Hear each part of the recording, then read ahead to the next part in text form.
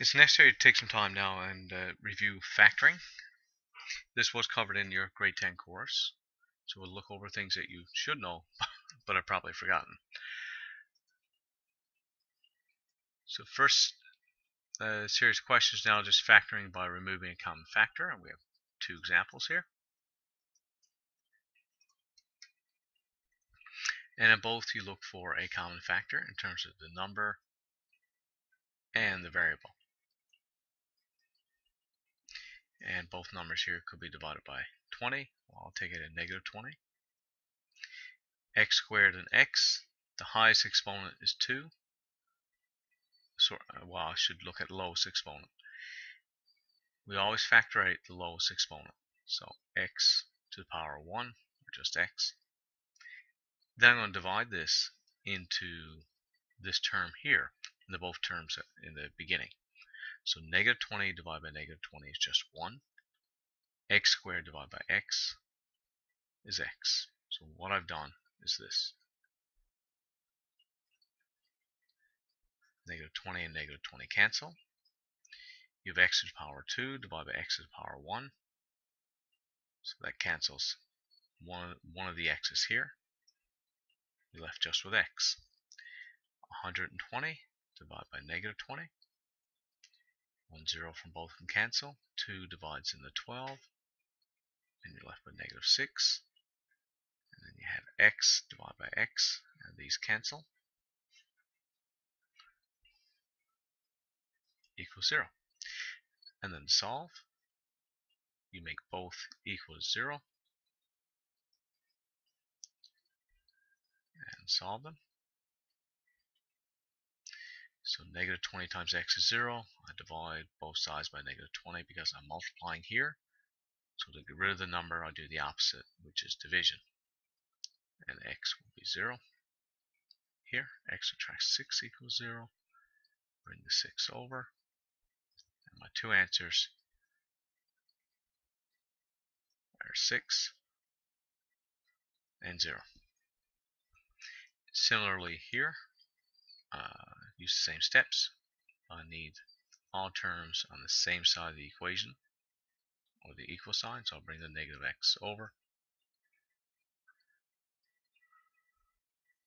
So a number that divide into both 8 and 12 is 4.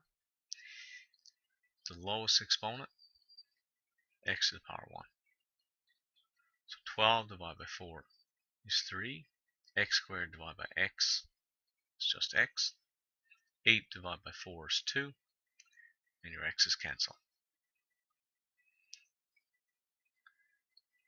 And using the 0 property again, 4x equals 0. So I'm multiplying. I divide both by 4. I'm left with x equals 0. And here, 3x plus 2 equals 0. Bring the 2 over. So 3x equals negative 2. Just write that here for a little more space. And to get rid of 3, I divide. So x equals negative 2/3. So you have two answers, 0 and 2/3. In some cases, both your terms are going to be perfect squares. So factoring a difference of 2 squares. Remember that your perfect squares are 4, 9, 16, and you can look at them all the way up to 225. These should probably be memorized and help you a lot more as you're going through them. Now when you're doing factoring the difference of 2 squares, difference means you're subtracting. And then the 2 squares, well, both terms are perfect squares. And you always follow this format. It's going to be one bracket with a minus, one bracket with a plus, and square root of each number. So down here, we have 81x squared, subtract 49, because you have to bring this back over.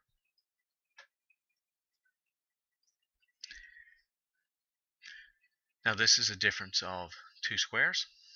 81 is a perfect square, and so is 49. So I put in two brackets. Square root 81 is 9, not 8. So 9. Let's just get rid of that part. Make one subtraction, one plus. Square root 49 is 7. Now I have this x squared, so square root of x squared is x. So that's my equations. So 9x subtract 7 equals 0. Bring the 7 over. 9x equals 7. Divide both sides by 9. Oops. So x would equal 7 over 9.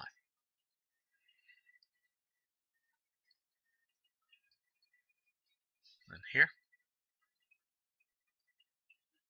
9x equals negative 7. I brought it back over the equal sign.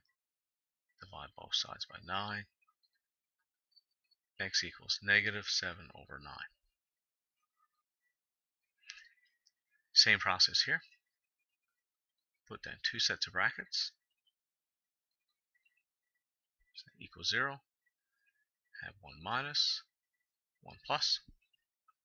Square root 121. So square root of the first number goes in front of each bracket.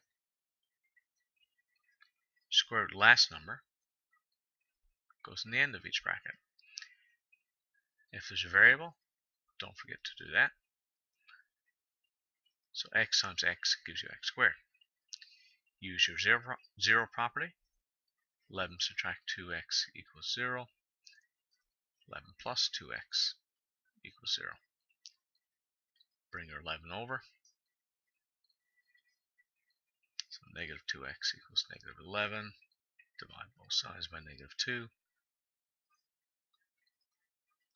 11 over 2. Negative divided by negative. 2x equals negative 11. X equals negative 11 divided by 2.